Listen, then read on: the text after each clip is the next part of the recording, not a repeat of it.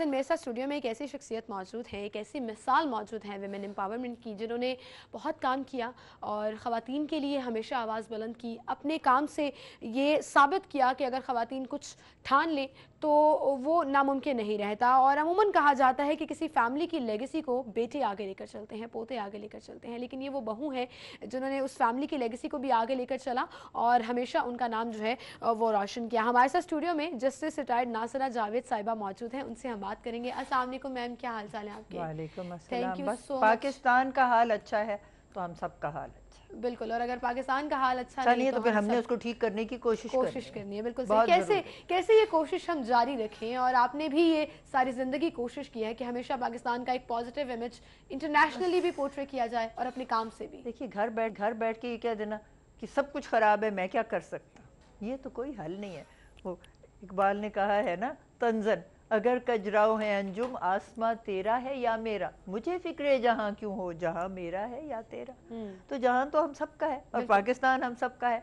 जो कुछ हमने हासिल किया, जो कुछ हम आज हैं, आज़ादी की नेमत है, पाकिस्तानी होने के हवाले से। बिल्कुल। बिल्कुल। और फिर हम पाकिस्तान के लिए कुछ ना करें तो मैं समझती हूँ ये बहुत एक मायूब सी बात है। हम सब ने बजाय क्रिटिसाइज़ करने के कोई ना कोई ऐसा रवैया इख्तियार करना है जो मुस्बत हो और कुछ करने के मुतरादिफ हो। नॉर्मली ये कहा जाता है कि बस बैठ कर कमेंट्स कर दिए, क्रिटिसाइज़ कर दिया, यहाँ पर ये गलती है, ये चीज़ काम नहीं कर रही, वो चीज़ काम नहीं कर रही। हम खुद एहतसाबी से शुरू क्यों नहीं करते? हम क्या बिल्कुल कर रहे हैं सोसाइटी के बिल्कुल लिए? बिल्कुल। ये बहुत मैटर ये करता करना है। बढ़िया, पहले अपने आप को देखें, अपने गिरेबान में झांक के कि हमने सब कुछ वो किया है जो हमें करना चाहिए, बिल्कुल। और अगर नहीं किया तो फिर करें, और अगर ख़राब काम किए तो उससे तौबा कर लें और आगे से ना करें। ना करें, बिल्कुल सही।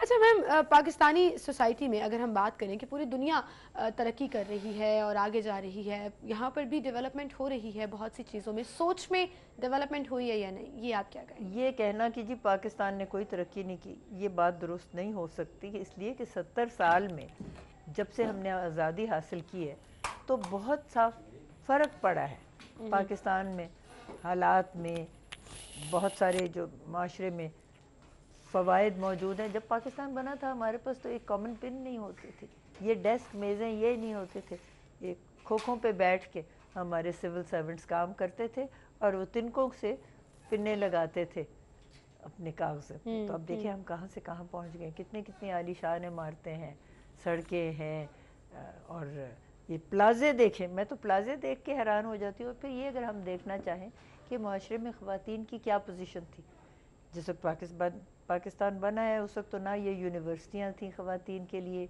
ना वो इतने शोबे थे जिसमें ख़वातीन दाखिल हो सकती थी। अब आप देखें, न्यूक्लियर इंजीनियर से लेके अदना से अदना काम में ख़वातीन हैं, फ़ौज में ख़वातीन हैं, बिल्कुल। पायलट हैं ख़वातीन, और वकालत में मेरा शोबा है, मैं देखती हूँ कितनी सारी ख़वातीन आ गई हैं।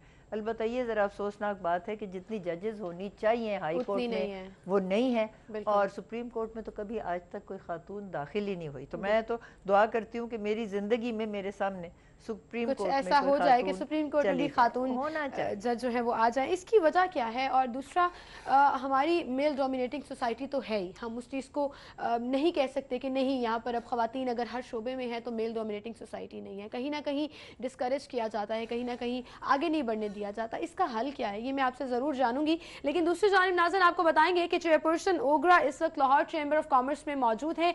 वहाँ पर मुख्तलिफ अहदेदारान से उन्होंने मुलाकात की है। शहजाद खान अब्दाली हमारे साथ है, उनसे जानेंगे। जी शहजाद, बताइएगा। हाँ जी, बिल्कुल सिंपल। चेयरपर्सन ओगरा उज़्मा आदिल खान ने Lahore chamber of commerce and industry का दौरा किया। इस मौके पर उन्होंने लाहौर चैम्बर के सीनियर नायब सदर अमजद अली जावा, एग्जीक्यूटिव कमेटी मेंबरान में शाहिद नज़ीर, मियां अब्दुल रज़ाक, वकार अहमद मियां, इसके अलावा खादम हुसैन समेत दीगर आम कारोबारी शख्सियात से मुलाकात की।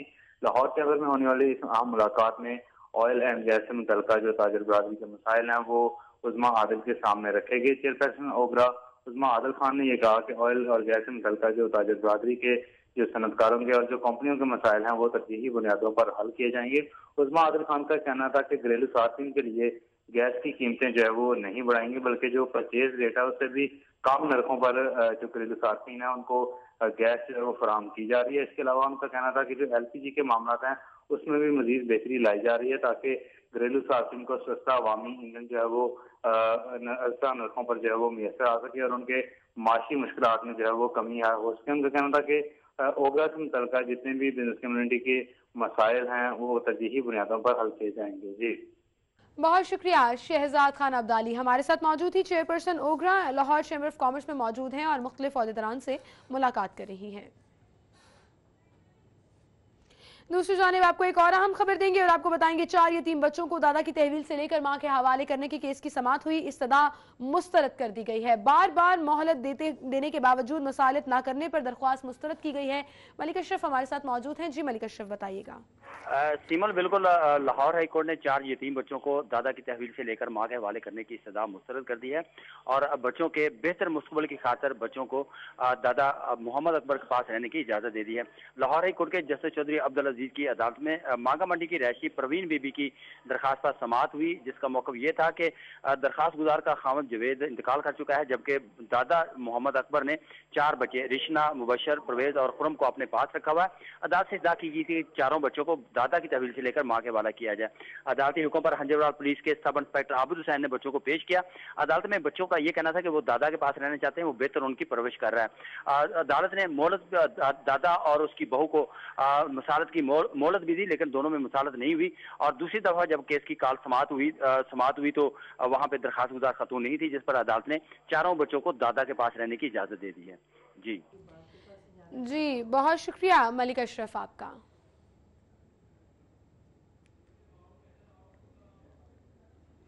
और नाज़रीन अभी मुझे छोटी सी एक ब्रेक लेनी है, ब्रेक के बाद दोबारा हाजिर होंगे तो गुफ्तगू का सिलसिला जिससे राइट नासिरा जावेद साहिबा से आगे बढ़ाएंगे। हमारे साथ ही रहिएगा। सिटी 42 पर हम दिखाते हैं शहर भर की खबरें। हर वाकया, हर खबर है हमारे लिए अहम, मगर आपकी मदद के बगैर मुमकिन नहीं लाहौर का सबसे मकबूल और मुस्तैद चैनल बनना। चुनाचे अगर आप भी कोई ऐसा वाकया जैसे किसी से नाइंसाफी, दफ्तरी मामलात में गड़बड़, कोई एक्सीडेंट या कुछ और खास होते देखें तो उसकी मोबाइल से बनी वीडियो सिटी 42 को इस नंबर पर व्हाट्सएप करें 0335 4242 222। तो शेयर कीजिए लाहौर में होने वाला वो सब कुछ जो आपकी नजर में है खास और बन जाइए सिटी रिपोर्टर। खबरें, तकरीरें और बातें।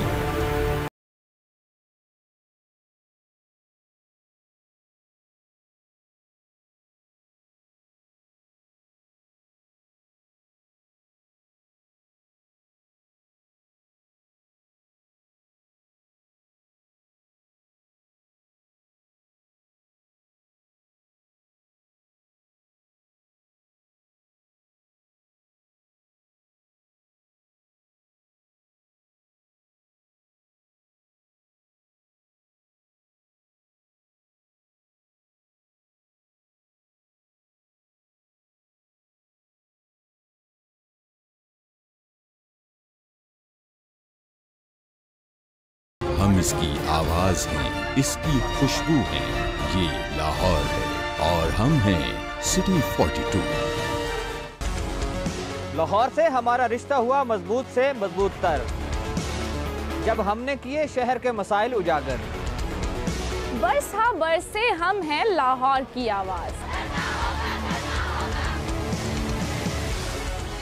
सियासी सरगर्मियां हो या ब्यूरोक्रेसी का अहवाल, हुक्काम बाला की लापरवाही हो या इंतजामिया की फुर्तियां, हमने रखी जराइम और अमने अम्मा पर गहरी नजर। हमने की हुकूमत के हर अच्छे इकदाम, हर तरक्याती काम की मुकम्मल अक्कासी। हमने रखा लाहौर की सेहत और सफाई का ख्याल। हमने की ट्रैफिक मसाइल की निशानदेही। वेलकम बैक नाज़रीन। ब्रेक पर जाने से पहले हम बात कर रहे थे ख़वातीन के किरदार के ऊपर और किस तरीके से वो हर फील्ड में काम तो कर रही हैं, लेकिन स्टिल मेल डोमिनेटिंग सोसाइटी है, उसको कैसे जो है वो काबू किया जाए और किस तरीके से ये सोच को हमारी सोसाइटी में बदला जाए, इस पर हम बात कर रहे थे। जी नासर जी, वहीं से बात का सिलसिला हम आगे बढ़ाएंगे। आप क्या समझती हैं, सोसाइटी की ओवरऑल सोच कैसे चेंज हो सकती है? ओवरऑल सोच जो है वो तो देखिए अपना रवायती तौर पर हम मुसलमान हुए हैं सूफियाए कराम के वजह से। जी पंजाब में ख़ास तौर पे उन्होंने जो पुरानी रवायात थी ना, उनमें ज़्यादा दखल अंदाजी करने की कोशिश नहीं की थी। मसलन अब कवालियाँ कैसे आ गई हैं इस्लामी हमारे मुआशरे में, इसलिए कि वो भजन होते थे, फिर ये जो आप देखें हाल वाली सूरत हाल है ये, क्योंकि वहाँ नाच गाना होता था, ये सब चीज़ उसको थोड़ा सा तब्दील करके इस्लामी रंग में रंगा। लेकिन अगर आप जाएं सऊदी अरब में तो वहाँ तो इन चीज़ों की इजाज़त नहीं है। लेकिन जो मैं बात करना चाह रही थी, रवायती तौर पे जिस माशरे से हम मुसलमान हुए ना, उसमें औरतों की कोई जगह ही नहीं थी। अगर आदमी जो था वो मर जाता था तो बीवी को उसके साथ सती कर दिया जाता था, छोटी छोटी बच्चियों की शादियां हो हालांकि जाती हमारे थी। इस्लाम में तो और ये ऐसी कोई चीज़ है नहीं। लेकिन क्योंकि हम मुसलमान हुए हैं उस माशरे से जहाँ औरत की कोई हैसियत नहीं थी, और इसी तरीके से उनको एक किस्म का छोटी से छोटी उम्र में उनकी शादी कर देती थी, उनके लिए कोई हकूक नहीं थे वाजे, और वो माँ बाप कहते थे बस अब तुम जा गई हो शौहर के घर, तो शौहर जो है ना वो तुम्हारा बड़ा है, मतलब खुदा की जगह नाउज़ुबिल्लाह है, और आपने यहाँ से नहीं वापस नहीं आना बिल्कुल।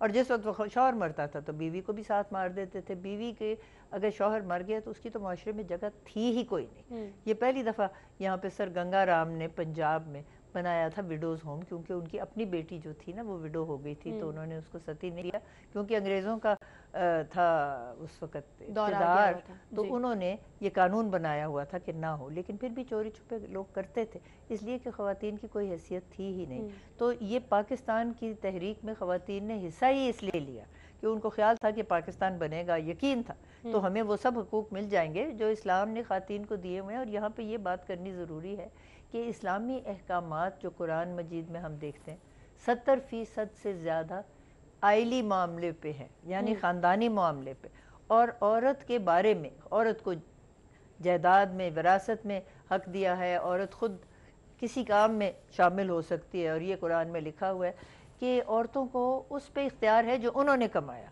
और मर्दों को उस पे इख्तियार है जो उन्होंने कमाया। कोई मर्द अपनी बीवी का कमाई का हिस्सा भी नहीं ले सकता, और जो शौहर है उसी ने कफालत करनी है बीवी की भी, बच्चों की भी। तो ये सब बातें, और औरत कुछ भी कर सकती है, कोई चादर और चार दीवारी की पाबंदी इस्लाम में ऐसा सच नहीं है। और इसीलिए तो कायदे आज़म ने फरमाया पाकिस्तान बनने के फ़ौरन बाद कि जैसे तहरीक पाकिस्तान में ख़वातीन ने हिस्सा लिया, मैं पूरी उम्मीद करता हूँ कि वो इसी तरह पाकिस्तान की तरक्की और तामीर में भी हिस्सा लेंगे। और उनको चार दीवारी में बंद रखना जुर्म भी है, और ये यहाँ पर तो ये होता है कि मैक्सिमम आप पढ़ लेते हैं, ज़्यादा से ज़्यादा डिग्रीज हासिल कर लेते हैं, लेकिन उसके बाद घर बैठ जाते हैं। हमारी बेशुमार डॉक्टर्स ऐसी हैं, ये तो बहुत ही बुरी बात है। देखिए पढ़ती रहती हैं, वो सीट्स भी रिजर्व करती हैं जो शायद कोई और अगर उन पे पढ़ रहा होता तो वो प्रैक्टिकली कुछ कर रहा होता। हमारा इस वक्त सबसे बड़ा मसला है कि ये मेडिसिन में औरतें तकरीबन 50% से ज़्यादा सीटों पे इस वक्त हैं, क्योंकि सुप्रीम कोर्ट ने ये कहा है कि उनको उन सीटों पे सिर्फ मुख्तस नहीं कर देना जो 10% थी। ये तो 1990 से सुप्रीम कोर्ट ने रूलिंग दे दी। अगर वो मेरिट के हिसाब से 70% सीटें लें तो 70% उन्हीं को देनी। तो अब नतीजा ये है कि औरतें ज़्यादा डॉक्टर बनती हैं और मर्द कम। लेकिन माँ बाप कहते हैं बस हो गया अब तुम घर बैठ जाओ, और अगर माँ बाप ना कहें तो ससुराल शादी हो जाती है, और ससुराल वाले तो कुछ करने ही नहीं देते। आजकल तो हालात ये है हमारे माशरे में आते हैं और कहा जाता है कि जी जॉब नहीं करानी, बहुत बड़ा नुकसान है। और अगर लड़की ये इस तरह की तालीम हासिल कर ले और उसमें ये हुनर हो तो उसको चाहिए कि वो खुद प्रैक्टिस करे ये हुनर, और ये कोई माशरे में इजाज़त नहीं होनी चाहिए। और बल्कि ये जो मेडिसिन में है, मैंने तो प्रपोज़ किया था इन्हें कि आप ये करें कि जो डिग्री है, डिप्लोमा जिसको कहते हैं, कागज़ जिसके बगैर आपके पास सनद ना हो तो आप कुछ नहीं है, उस सनद को उन बच्चियों को या बच्चों को जिन्होंने डॉक्टरी या तिब की है उनको तब दें जब 5 साल वो मुफस्सल में काम कर चुके हों। क्योंकि एक तो मुफस्सल में जाने को तैयार नहीं, कहते हैं वो तो बड़ा खतरनाक है, हम वहाँ कैसे चले जाएं। ज्यादातर लोगों का किसी न किसी देहात से ताल्लुक है, अपने इलाके में जाके काम करें, और उनको डिप्लोमा 5 साल सर्विस के बाद दिया जाए। और चाहे शादी होती है या नहीं होती, ये एक लाजमी बात है, नहीं तो उनको डिग्री ही नहीं मिलेगी। और एक बॉन्ड उनसे कराएं कि अगर हम छोड़ देते हैं तो ये बॉन्ड में हम वो तमाम रकूम अदा करेंगे जो हमारी तालीम पे लगी। आपको पता है स्टेट ने बड़ी हैवी फाइनेंसिंग की हुई है इन सारे शोबों में, तो ये तो हमारा जो है वो बहुत हमारी रियासत का नुकसान होता है। अच्छा, ये तो हम पढ़े लिखी ख़वातीन तबके की बात कर रहे हैं, लेकिन बेशुमार नंबर ऐसा भी है जो ख़वातीन पढ़ी लिखी नहीं है, जो घरों में अपने घरदारी संभाल रही है और शायद उनकी सारी ज़िंदगी वैसे ही गुजर जाती है, उनको अपने राइट्स के बारे में नहीं पता, राइट्स के बारे में नहीं पता। इसके लिए क्या है? ये देखिए, राइट्स जो है उनके वो तो हो गए ना हकूक, तो हकूक के साथ फ़राइज़ भी हैं। तो उनको बेचारियों को ना अपने फ़राइज़ का पता है, ना हकूक़ को पता है, वो तो गाय भैंसों की तरह रहती हैं देहातों में।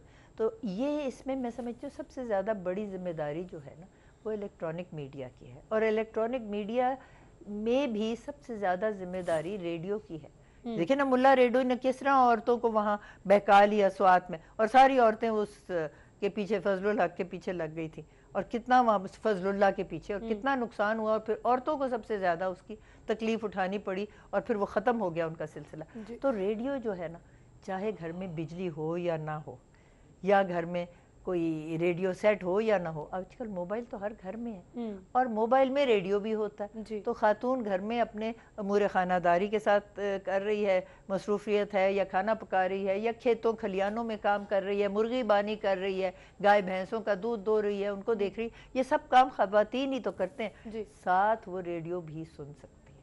और उस पर प्रोग्राम सबसे ज़्यादा होने ही यही चाहिए जो औरतों को शऊर दिलाए, ख़ास तौर पर ये सुबह के पहर, सुबह से लेके ना 1 बजे तक या 2 बजे तक ख़वातीन जो भी कर रही होती है ना वो सुन सकती हैं उसको, और फिर उनको शऊर मिलता है। तो उनको ये भी समझाना है कि ये आपके हकूक़ हैं, अगर आपको नहीं मिलते तो आप सब मिल के कोशिश करें। आप देखें मरियम बीबी का, पता नहीं आपने जिक्र सुना है नहीं, ये वज़ीरिस्तान की एक खातून थी जो उनके वालिद का कोई दोस्त थे अंग्रेज़, और उन्होंने कहा बच्चों को पढ़ाना ज़रूर है, उनकी सिर्फ बच्चियाँ ही थी, बच्चे नहीं थे।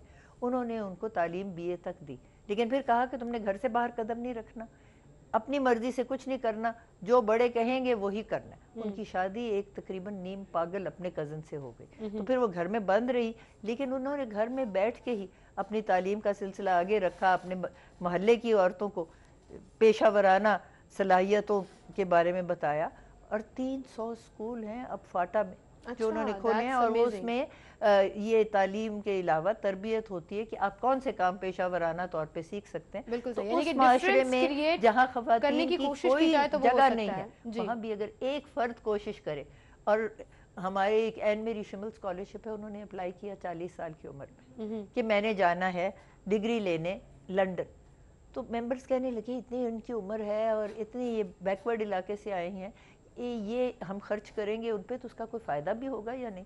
मैंने कहा इतना कुछ वो वहाँ कर चुकी हैं, तो अगर हम इनको भेजेंगे यकीनन कुछ ना कुछ आगे बढ़ेंगी। वो वहाँ से MPhil की डिग्री लेके आई डेवलपमेंट में, विमेंस एम्पावरमेंट में, और फिर यहाँ आके उन्होंने वो सिलसिला आगे जैसे भी कर रही थी ज़्यादा ज़ोर शोर से जारी किया। 2 सालों के बाद उस यूनिवर्सिटी ने इनको ऑनरी डॉक्टरेट की डिग्री दी।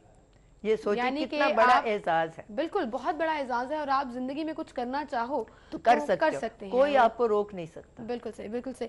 इसका मतलब सही कहा जाता है कि अगर आप एक खातून को पढ़ा दें तो इसका मतलब आपने सारे माशरे को पढ़ा दिया। खास तौर पे मरियम बीबी की मिसाल हमारे सामने है। अभी पिछले दिनों मैंने एक लीडरशिप ट्रेनिंग प्रोग्राम का इजरा किया था, क्योंकि मैं समझती हूँ हमारे माशरे में सबसे बड़ी जो कमी है ना वो है क़यादत का फुकदान। कोई हमारे पास अच्छी क़यादत है ही नहीं, आप किसी पार्टी को भी देख लें। और नौजवान हमारे 70% वोटर तो वही है, वो चाहते हैं कुछ करना, लेकिन उनको पता नहीं कौन सी सिमत जाए, कोई रास्ता दिखाने वाला ही नहीं। तो मैंने इसलिए सोचा कि प्रोग्राम, अब मेरी उम्र तो चली गई है, जहाँ तक आगे अब अगले जहान को ही जाना है ना, जाने से पहले मैंने सोचा जो कुछ मैंने इस मुल्क से हासिल किया उसका कोई हिस्सा तो मुझे वापस करना ज़रूरी है। तो मैंने ये एक लीडरशिप ट्रेनिंग प्रोग्राम का इजरा किया, जिसमें बड़े बड़े हमारे जो दानिश्वर हैं मईशत में, फिर ये जो देते हैं कर्ज़ हसना, अखुवत के बारे में आपने सुना होगा, उनको बुलाए, और ऐसे लोगों को बुलाया जिन्होंने तालीम में, सीमा अजीज़ हैं जिन्होंने केयर फाउंडेशन में कई हज़ार बच्चों को पढ़ाया, फिर बड़ी बड़ी आगे मौक़ों पे उनको दिया, फिर मरियम बीबी जैसे इस तरीके के बहुत से लोगों को बुलाया ताकि नौजवान उनसे कुछ सीख ले, कोई शऊर हासिल करे। तो मैं समझती हूँ कुछ ना कुछ जो मुझसे हो सकता था वो तो मैंने किया। अगर मैं घर बैठी रहती और कहती थी ओ जी मुआशरा बड़ा ख़राब है, तो जैसे फराज ने कहा था कि शिकवाए जुल्मत शब से तो कहीं बेहतर था अपने हिस्से की एक शम्मा जलाए जाए। तो जितना आप कर सकती हैं वो करे, अल्लाह ताला अगर चाहे तो उसी से बहुत कुछ हो सकता है। बिल्कुल सही, उसी में बहुत सी और ये नेक नियति से इंसान काम करे ना तो वो यकीन हो जाता है। बिल्कुल सही। वुमेन एम्पावरमेंट के बारे में आप क्या कहेंगी? वो ख़वातीन जो हैं लेकिन कुछ हुनर जानती हैं और वो काम करना चाहती हैं, क्या गवर्नमेंट या हमारी सोसाइटी इनफ प्लेटफॉर्म्स प्रोवाइड कर रही है उन लोगों को कि वो अपने हुनर के ज़रिए ही चाहे अपने घर का सिलसिला चलाए रखें? और छोटे छोटे काम भी बहुत मैटर करते हैं। ये पेशरफ्त कुछ ना कुछ हुई है। पहले तो ये था ना कि अगर घर में ख़वातीन काम करती भी थी तो ये मर्द होते थे आड़ती या मिडिल मैन या ब्रोकर, जी। वो चीज़ लेके जाते थे, उनको दिया 5 रुपए और बाजार में वही चीज़ 50 रुपए की दी। तो इतना जो बीच में होता था ना वो फायदा, वो तो मिडिल मैन ले जाता था। तो अब ये कोशिश है कि लोगों को उनके घरों से जो भी है वो रियासत मदद करे कि वो पहुंच जाए मार्केट तक। तो उससे मैं समझती हूँ बहुत फ़र्क पड़ा है। और यहाँ ऐसी है अंजुमनें जो औरतों को ये सहूलत मुयसर करने को तैयार है। और विमेंस चेंबर ऑफ कॉमर्स भी है जो ये कोशिश करते हैं कि यहाँ शहरों में आएँ, उनकी चीज़ों की नुमाइश हो, लोग आएँ खुद ख़रीदें। लेकिन वक्त लगता है ना हर चीज़ से। 70 साल एक कौम की ज़िंदगी में कोई इतना बड़ा अरसा नहीं है। तारीख ने हमें यही साबित किया कि देखें ना, यहाँ हज़ार सालों की सिविलाइजेशन है। हमारी अपनी इंडस वैली सिविलाइजेशन देखें, कितने हज़ार साल पे टाइम लगता है। और तो हर चीज़ जो है ना वो वक्त से होती है। और मैं समझती हूँ 70 साल में ख़वातीन ने अपने आप को आगे ले जाने के लिए बहुत कोशिश की है। क्योंकि ये आप खुद इंसान ना कोशिश करे तो आप कहते हैं ना कि माँ भी दूध नहीं देती बच्चा जब तक रोए ना, तो किसने हमें कुछ नहीं देना था जब तक हम खुद ना कोशिश करते। बिल्कुल सही कहा आपने। अच्छा, अदालती निज़ाम के हवाले से आप क्या कहेंगी? आप खुद भी इससे लिंक्ड अप रही हैं, अभी जो सिस्टम चल रहा है उस पर आप क्या कहेंगे? हमारे बहुत सारे कवानीन जो है ना वो 19वीं सदी के हैं।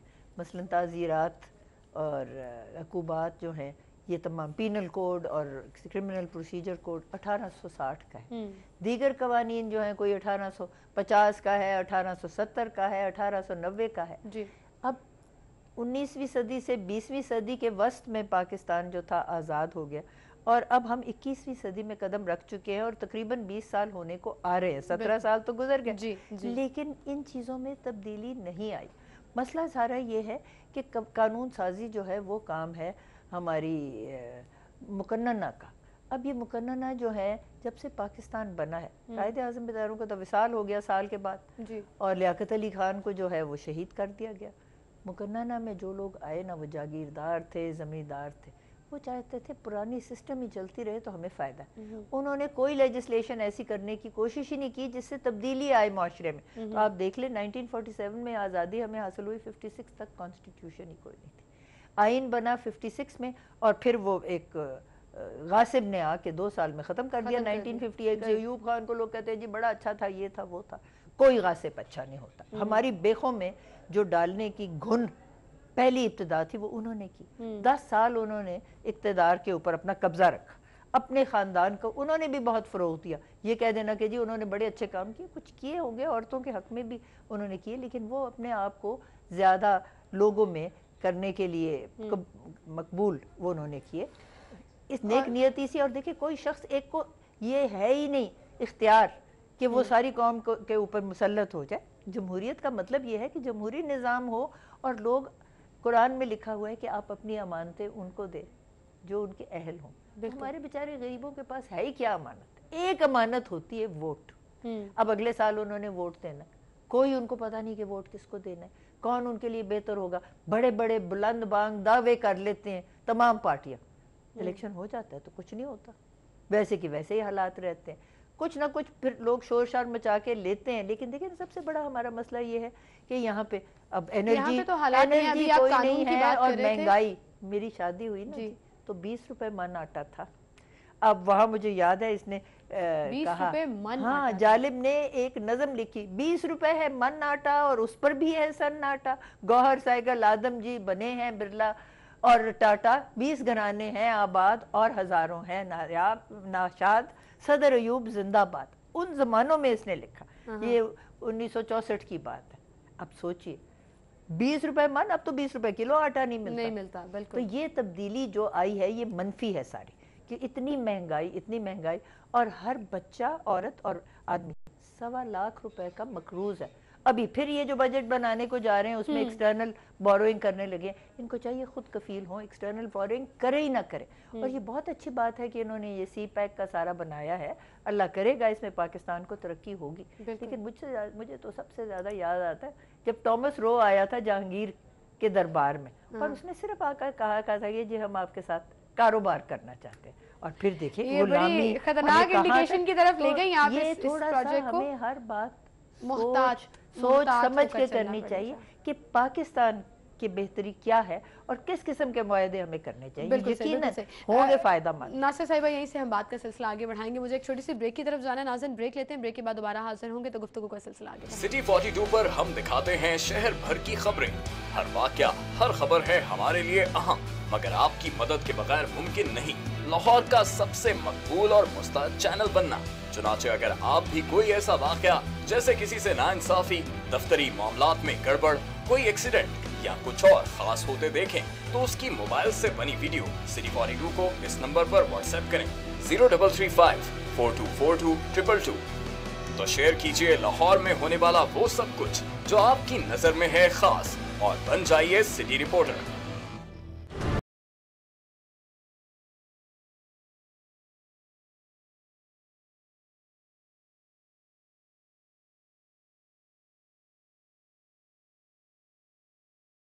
रंग बरंगे लम्हे, गीत, घटाएं, बरसात,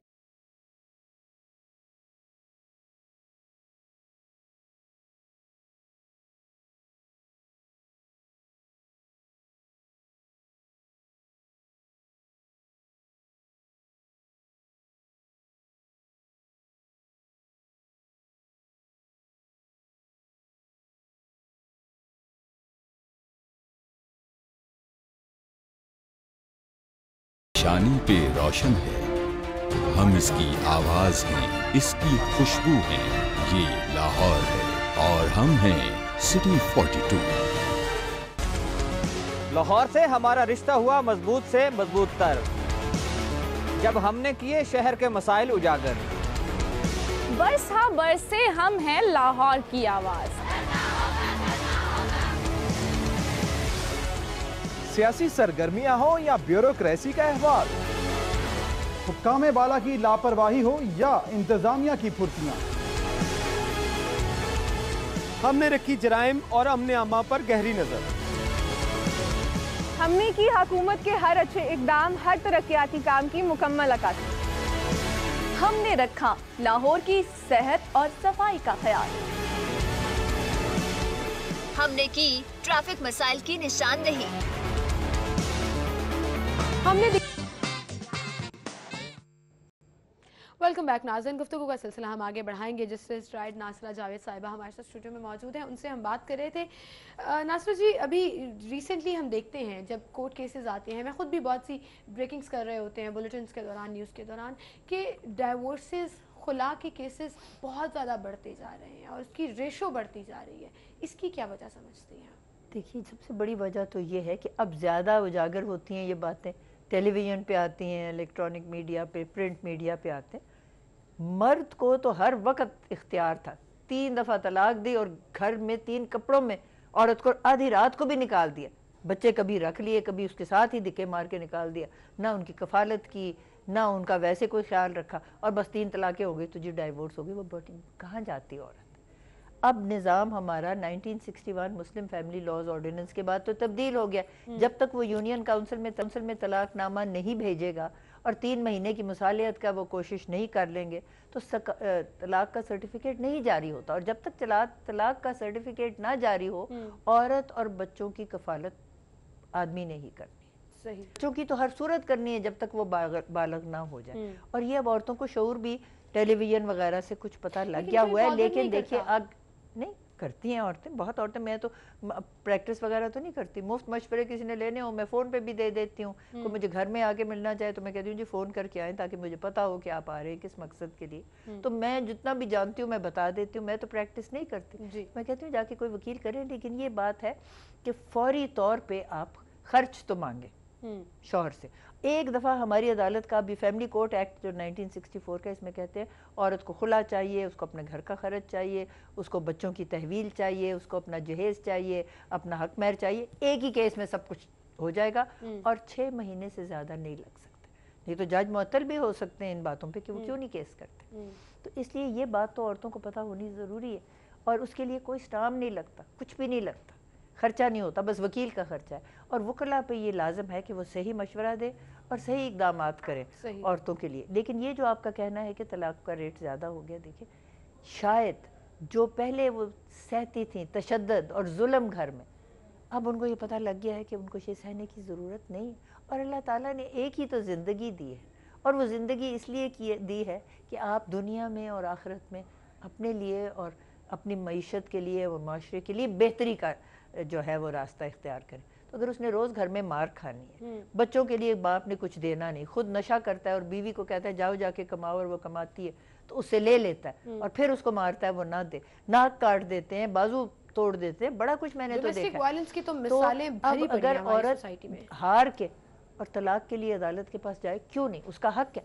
जब हमें कुरान में ये हक मिला हुआ है तो हमने ये इसको तस्लीम कर लेना चाहिए कि ज़िंदगी को बेहतर बनाने के लिए अगर वो उन हदूद के अंदर और कयूद में नहीं कायम रह सकती एक अच्छे ख़ानदान के फ़र्द की तरह, तो बेहतर है कि वो अलहदा हो जाए और बच्चों के लिए भी बेहतर ज़िंदगी बनाए और अपने लिए भी। मैं समझती हूँ इसमें कोई बात मायूब नहीं है। अगर ये लोगों को ऐसे गलत तासर होता है कि ज़्यादा हो गई तलाक़ें, जो मर्दों ने शुरू किया हुआ था या हमेशा से करते आए थे, घर से निकाल दिया 3 तलाक और फिर ना खर्चा देना ना कुछ, वो तो कम से कम अब कम हो गया, बहुत कम हो गया। तो आप समझते हैं हमारी सोसाइटी में, है। जैसे अभी हम बात कर रहे थे कि एक दौर था जब तमाम पाकिस्तान नहीं बना था और एक स्टूपिड सी सोच थी कि खातून के लिए अगर उसका शौहर मर गया है तो वो खातून की ज़िंदगी भी ख़त्म हो गई। आहिस्ता आहिस्ता वो चीज़ें चेंज हुई और अब डेवलपमेंट आना शुरू हो गई। जब से ख़वातीन को ये शऊर मिल रहा है की एक्सेप्टेंस है हमारी सोसाइटी में, जिस कैसी सर डाइवोर्स्ड ख़वातीन की क्यों नहीं बिल्कुल है, और ये शुरू से थी।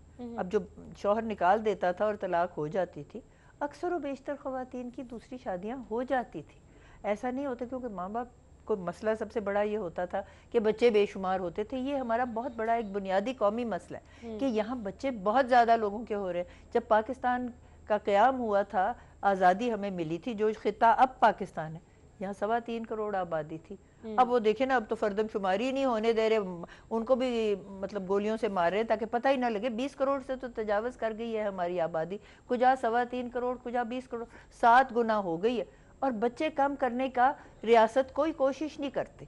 तो रजा कराना तौर पे तो बच्चों को ये सिखाना है, माओं को सिखाना है कि जी, और माएँ करना चाहती हैं, लेकिन रियासत की जिम्मेदारी है कि घर तक उनके लिए वो सहूलत की ज़रूरियात को पूरा करने के लिए रियासत को भी अपना किरदार अदा करना होगा। यहीं से बात का सिलसिला आगे बढ़ाएंगे, लेकिन दूसरी जानिब नाज़रीन आपको बताएंगे साबिक chairman PCB general retired Tauqeer Zia इस वक्त मीडिया से गुफ्तगू कर रहे हैं। ओवरऑल मेरा ख्याल मैं समझता हूँ कि मेरे लिए ये बाइज़्ज़त फ़ख्र है कि मैं आज इनकी यूनिवर्सिटी में आया। चेयरमैन साहब, साबिक चेयरमैन साहब, जैसे आपके दौर में ही जो पहला मामला हुआ था फिक्सिंग का, आपने इम्प्लीमेंट भी करवाया, आपके ही दौर में सजाए हुए थे, अब आप एक मतलब फिर उसका हिस्सा बने हैं, तो किस तरह की आप समझते हैं कि बड़ा चैलेंजिंग है आपके लिए? देखो, वो तो मेरी गोद में आया था, वो तो कोई इंक्वायरी जो थी वो मेरे ज़माने की तो नहीं थी, वो 98 में थी।